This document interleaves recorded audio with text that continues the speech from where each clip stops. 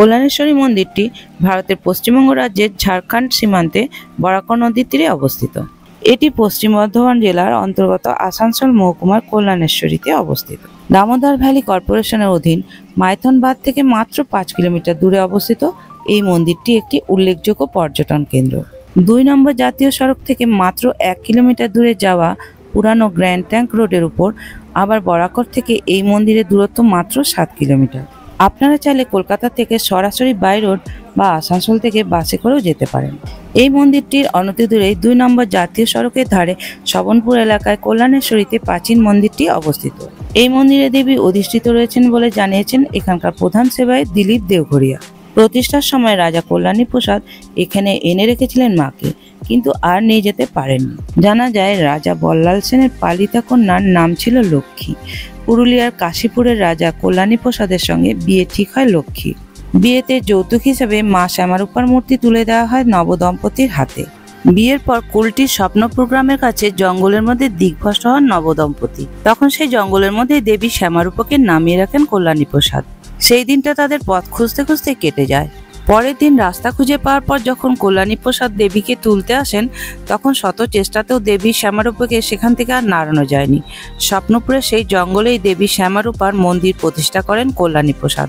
তার নামে দেবীর নাম হয় কল্যাণেশ্বরী। সেই স্বপ্নপুর গ্রামই বর্তমান শবনপুর। আপনারা তিথি দিদিভাইয়ের বার্থডে সেলিব্রেশনের ব্লগটা নিশ্চয়ই দেখেছেন। সেলিব্রেশনের পরদিন সকালে অর্থাৎ আজকে আমি আমার দাদা, বৌদি, ভাইপো, ভাইজি, ভাইয়ের বউ ওর সঙ্গে তিথি দিদিভাইকে সঙ্গে নিয়ে ওদের বাড়ি বার্নপুর থেকে চলে যাচ্ছি ওই কল্যাণেশ্বরী মন্দির দর্শনে। বাকি কথা যেতে যেতে আপনাদেরকে শোনাবো।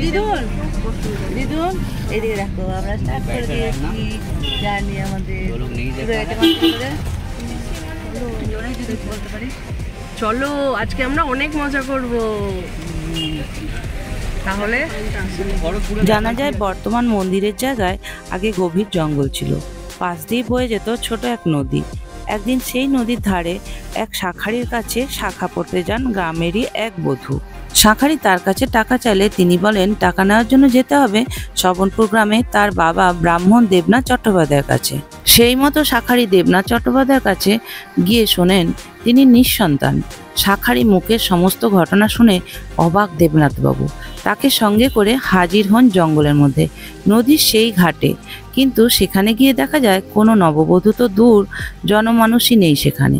শুধু পাথরে রয়ে গেছে যুবতী পায়ের ছাপ। সঙ্গে সঙ্গে সমস্ত ঘটনা বুঝতে পারেন দেবনাথ চট্টোপাধ্যায়। জঙ্গলের মধ্যেই মায়ের নতুন মন্দির প্রতিষ্ঠা করা হয়। সেবায়েত হিসাবে মায়ের পুজো করেন দেবনাথ চট্টোপাধ্যায়। আমরা মন্দিরে পৌঁছে গেছি। গাড়ি থেকে নেমে হেঁটে মন্দিরের দিকে চলে যাচ্ছি। যেতে যেতে আপনাদেরকে দুপাশটা একটু দেখিয়ে নিচ্ছি। মায়ের কাছে পুজো দেওয়ার ফুল, মিষ্টি তথা নানা রকম সামগ্রী এখান থেকে কিনতে পাওয়া যায়। কিছুক্ষণ আগেই একটু বৃষ্টি হয়ে গেছে, তাই চারিদিকটা ভিজে গেছে। আমার ছেলে তাই আমাকে হাতে করে ধরে ধরে নামিয়ে নিয়ে যাচ্ছে। মায়ের কথা বলতে বলতে তো থেমে গেলাম। নতুন মন্দিরের পাশেই রয়েছে চালনাদহের সেই ঘাট, যেখানে শাখা পড়েছিলেন স্বয়ং দেবী কল্যাণেশ্বরী। ঘাটের পাথরে মায়ের সেই পায়ের ছাপ আজও রয়ে গেছে। কালী পুজোর রাতে প্রচুর ভক্ত সমাগম হয় দেবী কল্যাণেশ্বরীর মন্দিরে। সারা রাত ধরে চলে মায়ের পুজো। চালনাদহের ঘাটে প্রদীপ, মোমবাতি জ্বালিয়ে পুজো দেন তারা। আপনারা তো সবাই জানেন কিছু মাস আগেই আমার বাবা মারা গেছেন, তাই 1 বছর কাল অসুস্থ থাকার কারণে আমার দাদা আর ভাই কোনো মন্দিরেই পুজো দিতে পারবে না, তাই ওরা আর এখানে পুজো দিল না। আমরা এখন মন্দির চত্বরে ঢুকে গেছি। সরাসরি দেখতে পাচ্ছেন সামনেই জুতো রাখার জায়গা রয়েছে ভালো। ওখানে আমরা আমাদের জুতো ছেড়ে রেখে ভেতর দিকে চলে যাব। আমার দাদা বৌদিরা যেহেতু পুজো দেবে না, তাই ওরা মন্দিরে আর ঢোকে নেই, সরাসরি ঘাটের দিকে চলে গেল। তাই আমরা আর আমার ভাইজি রিম্পারা পুজো দেওয়ার জন্য মন্দিরের ভেতরের দিকে এখন ঢুকে যাচ্ছি। যেতে যেতে মন্দিরের চারিপাশটা আপনাদেরকে একটু দেখিয়ে নেব। মন্দিরের চারিপাশটা খুব সুন্দর, পরিষ্কার পরিচ্ছন্ন, বসারও জায়গা রয়েছে। আমরা যেহেতু বাইরে থেকে কিছু কিনিনি, তাই মায়ের পুজোর জন্য এখান থেকে জবা ফুলের মালা এবং পুজোর প্রসাদ কিনে নিলাম। পুজোর ডালি কিনে নিয়ে আস্তে আস্তে মন্দিরের ভেতরের দিকে ঢুকে চলে যাচ্ছি। মন্দিরের ভেতরটাও দেখুন চারিপাশটা কত সুন্দর। পুজোর ভোগ রান্না করার ঘর এবং সেবায়েতদের থাকার ঘর রয়েছে। এখানে সবাই মায়ের কাছে মানসিক করে গাছের ঢিল বেঁধে যায়। ওই যে দূরে দেখতে পাচ্ছেন আমার ছোট ভাইজিটা দাঁড়িয়ে আছে, ওখান দিয়ে নদীর ঘাটে চলে যাওয়া যায়। এখানে মায়ের কাছে পুজো দেওয়ার জন্য কোনো বাধ্যবাধকতা নেই, এটা আমার কাছে খুব ভালো লাগলো। মন্দিরের ভেতরে ফটো তোলা নিষেধ থাকার জন্য আপনাদেরকে কোনো ভিডিও বা পিক্স সেরকম দেখাতে পারলাম না, তাই বাইরেটাই আপনাদেরকে একটু ভালো করে দেখিয়ে নিচ্ছি। ওনারা বারণ করতে করতে আমি সামান্য একটু ভিডিও তুলে নিয়েছিলাম, সেটুকুই আপনাদের সঙ্গে শেয়ার করে দিলাম। পুজো দিয়ে বেরিয়ে এখন আমরা নদীর ঘাটের দিকে যাব, সেটা আপনাদেরকে দেখাবো। কল্যাণেশ্বরী মায়ের মন্দিরের ভেতরে একদিকে যেমন চিন্ময় শান্তি অনুভব হচ্ছিল, অপরদিকে দেখুন বাইরেটা এক অপূর্ব প্রাকৃতিক সৌন্দর্যে ভরা। সব মিলিয়ে অপূর্ব, অনবদ্য এবং অসাধারণ। এই দুই কারণেই সারা বছর এত পর্যটকদের ভিড় এখানে। এখন আর কথা নয়, স্পিচলেস প্রাকৃতিক সৌন্দর্য দেখুন।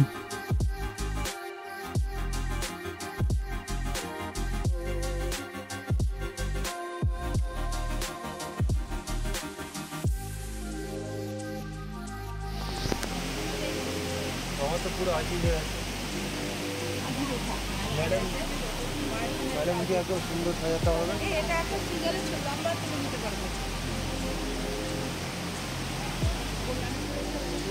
জল দিয়ে স্নান করতে পারবে। হ্যাঁ পারে না, ওখানটা দেখো, ওটা কি ডাইরেক্ট ওয়াটারফল মনে হচ্ছে আমার, ওখানে কিছু নেই।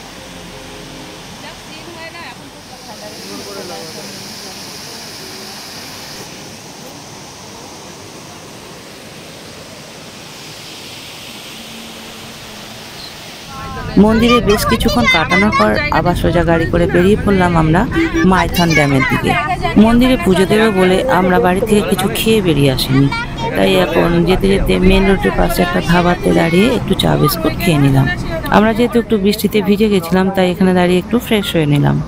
অনেকদিন পর যেহেতু আমরা বাড়ির সকলে মিলে এই ট্রিপটা করছি, আমরা সবাই খুব আনন্দিত, তাই এখানে এক ঝলক সেটা দেখে বুঝতেই পারছেন।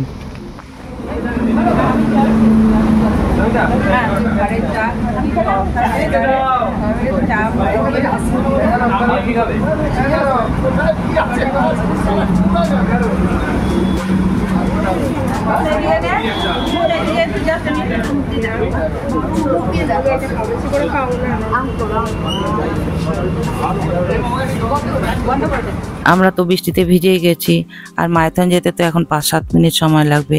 এদিকে খিদেও পেয়েছে, তাই কি করব, আর মুড়ি কিনে নিয়েছি। মুড়ি খেতে খেতে এখন চলে যাচ্ছি মাইথনে। আমরা তো ট্রিপটা খুবই এনজয় করছি। আপনাদের কেমন লাগলো সেটা কমেন্ট করে অবশ্যই জানাবেন। আর ভিডিওটা যদি আপনাদের ভালো লেগে থাকে তাহলে প্রচুর পরিমাণে লাইক, শেয়ার, সাবস্ক্রাইব করে আমার পাশে অবশ্যই থাকবেন। আর আপনারা চাইলে আমার মতন আপনারাও একদিনের ট্যুরে অবশ্যই এসে ঘুরে যান, খুবই আনন্দ পাবেন। এখানে দেখতেই পেলেন অনেক আনন্দ করলাম। এরপর আরও বেশি আনন্দ করতে সোজা চলে যাচ্ছি মাইথন ড্যামে, সেটা আপনাদেরকে দেখাবো পরবর্তী ভিডিওতে। সবাই ততক্ষণ ভালো থাকবেন, টাটা।